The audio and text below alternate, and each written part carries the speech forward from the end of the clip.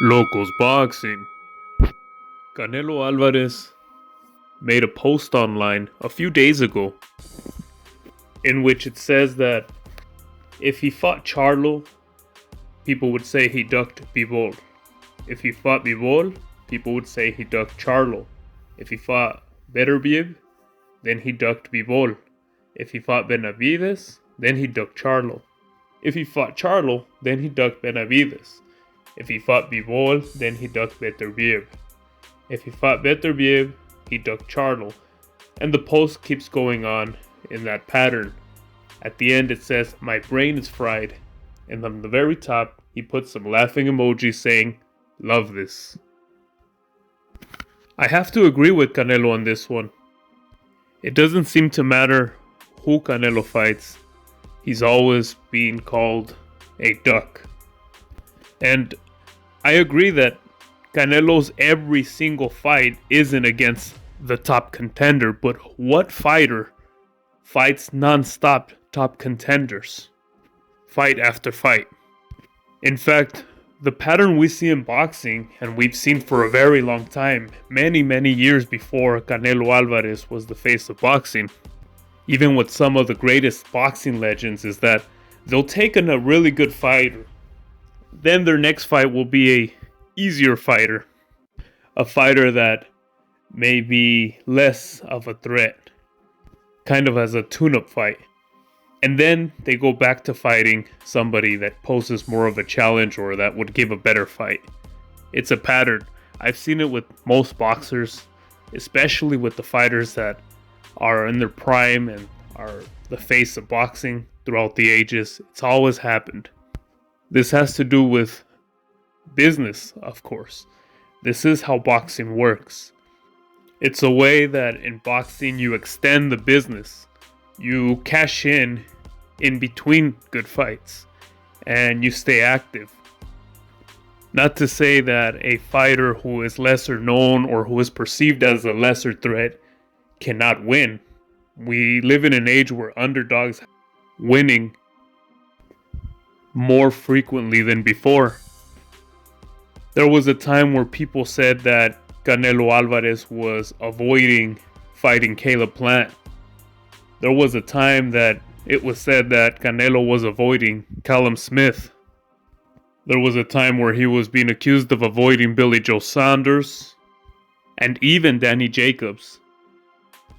Once Canelo beats these fighters that people start saying he's avoiding, then they move on to another person, either a new upcoming fighter that looks promising, and then they say that Canelo's avoiding that fighter and that he's never fought anyone.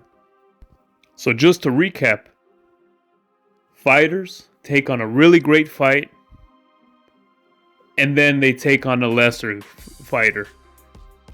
It's a pattern. Name a fighter who's just been fighting the top contenders one after the other, at least in this modern era. In fact, one can even argue that most of the fighters at this time are not even taking on big challenges in his division. They're not even willing to fight each other. They're all going after the big money. They're all going to cash out fighting against Canelo Alvarez. I don't blame them for doing so. But while they try to get that fight, it would be nice to see them take on some challenges. Right now, we're still waiting to see what fight will come up next on May for Canelo. Bivol would not be a cherry pick. Bivol would be a dangerous fight, a good fight for Canelo Alvarez. Now, if he takes on the Bivol fight, then he would probably take on the Triple G fight later during the year. I would consider that an easier fight for Canelo than the Bivol fight. Triple G was a very dangerous fight for Canelo when Triple G was at the top, where he was in his prime, or at least it appeared that way. He posed a great challenge for Canelo, and they were very entertaining fights, to say the least. However, Triple G hasn't fought in a very long time. He has aged, and although he still poses a threat with his power punches, Canelo Alvarez will clearly win in that case. Now, many people will be saying, then why is he going to take the fight if it's going to be something that he's perceiving as an easy fight or as a fight that he can for sure win? Well, business. The name Canelo versus Triple G will bring a lot of money everywhere.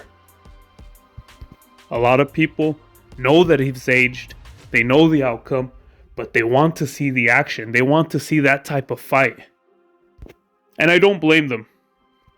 Boxing is mainly a sport of action, and that's where the entertainment normally comes from. So although that may be perceived as an easier fight for Canelo, he would probably take on the Bivol fight, which would be more challenging for him, and then take on the Triple G fight. You see, that's what I'm talking about, the pattern.